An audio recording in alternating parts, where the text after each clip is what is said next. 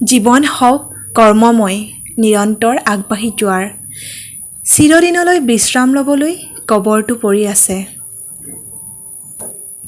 বিখ্যাত নহ'লেও সুখেৰে জীৱন কটোৱা সম্ভৱ, কিন্তু আনৰ অন্যায় কৰি আনক ব্যৱহাৰ কৰি বিখ্যাত হ'লেও কেতিয়াও সুখেৰে জীৱন কটাব নোৱাৰি।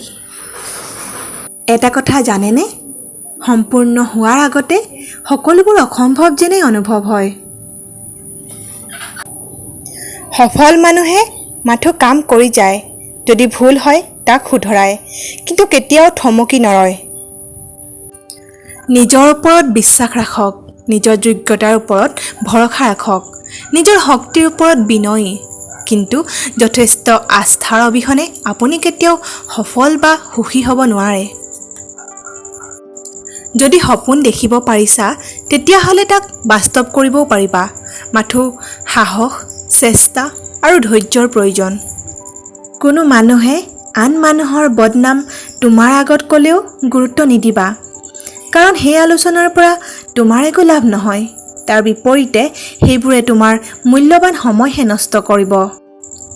যি তেওঁৰ পিতৃ মাতৃক সহৃদয়েৰে সন্মান কৰে তেওঁৰ কেতিয়াও বিপদ নহয়। উচিত সময়ত ভগৱানে নিশ্চয় সহায় কৰিবই।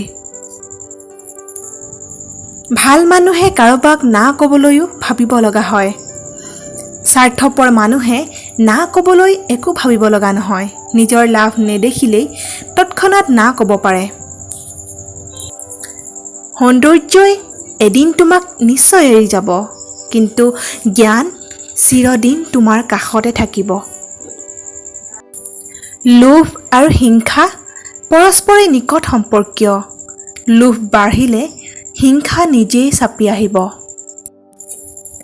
আনৰ ঠাট্টা মস্কৰা সহ্য কৰি থকা হয় ভদ্ৰতাৰ খাতিৰত, কিন্তু যদি এই ঠাট্টা মস্কৰা প্ৰতিদিনে হৈ থাকে এটা সময়ত ই খঙলৈ পৰিৱৰ্তিত হয়। যদি বুদ্ধি খৰচ কৰিব নাজানা তেতিয়াহ'লে কোনো কামত মাথো টকা খৰচ কৰি থাকি একো লাভ নাই। প্ৰশ্ন কৰিবলৈ যি লাজ পায় সেইজনে কেতিয়াও জীৱনত একো শিকিব নোৱাৰে।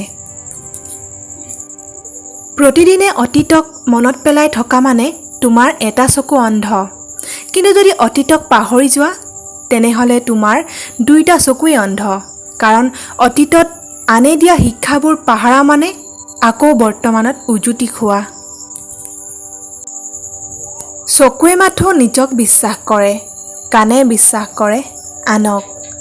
চকু সেইবাবেই প্ৰকৃত সত্য, কাণ হৈ পৰে কেতিয়াবা প্ৰতাৰক।